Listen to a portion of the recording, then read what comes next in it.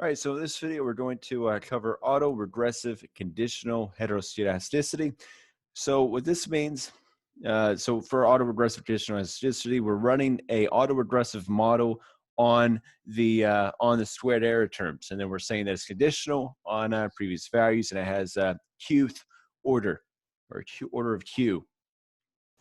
So let's look at a regression. Let's say yt is equal to some beta 0 plus beta 1 times xt, and our error term, and assume that the Gauss-Markov assumptions hold. So that means that the classical linear assumptions back in chapter 8 still hold. So all the terms are linear. It's linear in parameters. It has an additive error term, has a mean of 0, and so on.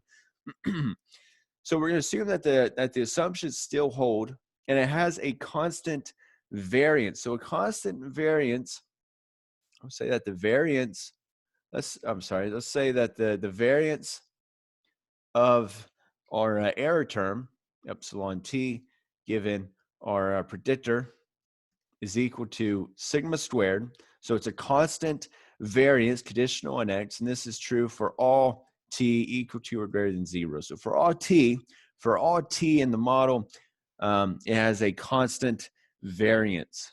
But even in the case of a variance of our error term, given the predictor is constant, there still is heteroscedasticity can arise. So for this, let's say that the expected value of our error term, given previous error terms, no matter how far back you go, is still 0.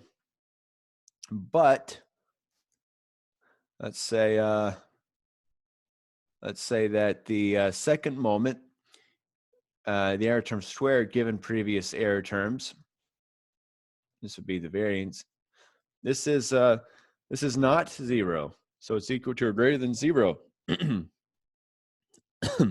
in this, we're still saying that our error term is still a mean of 0 and a constant variance, or some variance. So where all this is going, the variance of our error term is going to be equal to the expected value of our error term squared. So where this comes from, this comes from back in one of your introductory stat classes, where you look at and this was also back in chapter 4 of the quantitative investment book. So if we look at the variance, let's just do a random variable, some random variable x. If we look at the variance of x, this would be the expected value of x minus the mean of x squared. Now this is going to form like a polynomial. So the expected value of x squared minus 2 times x times mu plus mu squared. That's a square right there. And remember, for the expected value, you can break this up.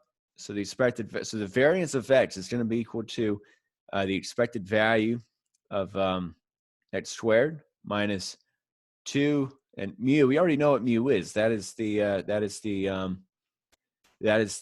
mean. That is the population mean. And the expected value of x, if you factor out mu and you're left with the expected value of x, the first moment, that is going to be the population mean. Expected value of x will be equal to that. So that's negative 2x squared plus x squared, or mu squared. So this goes away, and you're left with the variance of x is going to be equal to the expected value of x squared minus mu squared, the population mean squared. But for us, for this up here, if we're looking at the variance, if we apply this to the error term, the variance of the error term is going to be the expected value of the error term squared minus the population mean, which is 0. So this means that the variance of our error term is equal to the second moment, the error term squared. So the expected value of the error term squared is equal to the mean, or I'm sorry, to the variance. So the expected value of the error term squared is equal to the variance. So whenever we look at this up here, whenever we look at the expected value of the error term squared, given previous values of the error term, we're actually looking at the expected value of variance, or look at the expected value of our variance given previous error terms. So in the next video, we'll go over an actual arch model in the general